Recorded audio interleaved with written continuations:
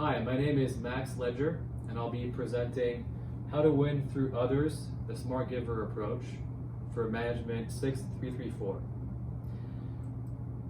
So, what we're going to be talking about today is how being a smart giver actually enables you to influence others in a positive way and be more successful in your business.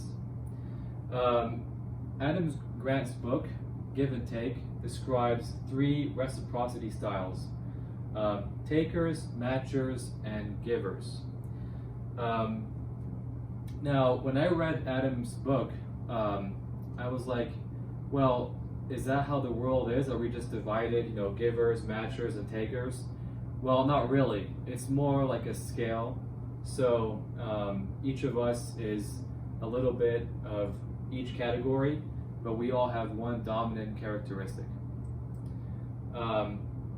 In my case, I did the study by Adam Grant, the quiz, and I scored 60% giver, 33% matcher, and 7% taker, which is kind of what I thought it would be. I mean, I do like to help others, but I'm also careful not to let it derail my own plans. So, the smart giver approach is kind of an attitude of life where you don't see everything as a zero-sum game. You do see transactions with people as a win-win, and sometimes you can go out of your way to help somebody, and it doesn't necessarily, benefit you directly, but it may benefit you down the road, or it may not. You may just enjoy helping people. What Adam Grant studied is that first-year medical students, out of all the students he analyzed, the least successful were the selfless givers. And these people were just sort of a doormat. They just helped other people, but they didn't really take care of what they needed to do, and they became overwhelmed, and it led to them, failing early. The takers and matchers were pretty successful, but actually the most successful were the other rich givers, or how I call them, the smart givers. And these people were really focused on their own goals and knew where they wanted to go, but they also helped others along the way, and that led to the best combination for the most winning formula.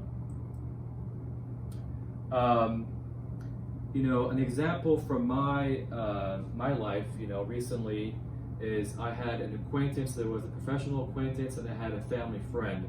And the family friend was a commercial real estate manager for CBRE, and the professional acquaintance worked for a development company. And they're both about the same age and had similar interests. And I thought, wow, wouldn't it be great to connect them, and they could kind of talk, and probably it would benefit them professionally and personally. But there was really no angle for me. It wasn't really benefiting me. But still, I took the 5 or 10 minutes it took, and I connected them, and I said, hey guys, I think you guys might like to know each other. And I set up a sort of a coffee date for them to meet, and they loved the experience, and they got a lot out of it. And while it did not benefit me personally, it helped me kind of expand my network a little bit. And I thought, well, what if you did that like every week or every day? Imagine how that would expand your network, and you'd have a much greater influence on people.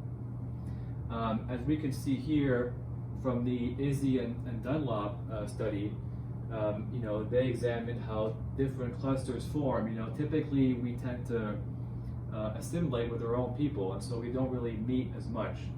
But when we have a broker or a super connector, in this case it would have been me, I was a super connector, then we can see people expanding networks and connecting with each other, and that really expands the networks. A good example from our studies was the Heidi Rosen case. She was definitely a super connector, and she was also a giver.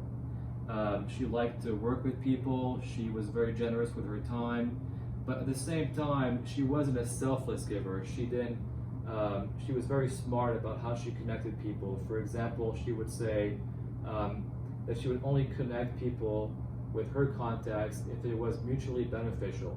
There had to be an interest for both parties. So in this case, what she ended up getting is trust. And trust is really important. to access these privileged networks.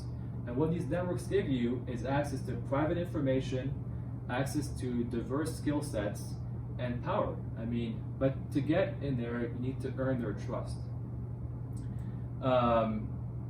We'll also look at Cialdini's work and on influence, and Cialdini mentions one of his the key factors for influencing people is reciprocity.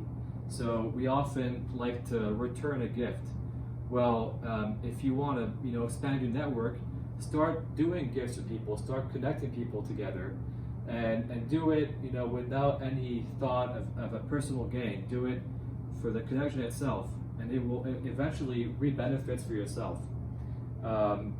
If you want to give somebody a gift, make sure it's not expected, and make sure it's personalized, and this will greatly impact your network. So I hope that you guys have seen how your networks can be expanded by being a giver, and that this will actually help you in your careers.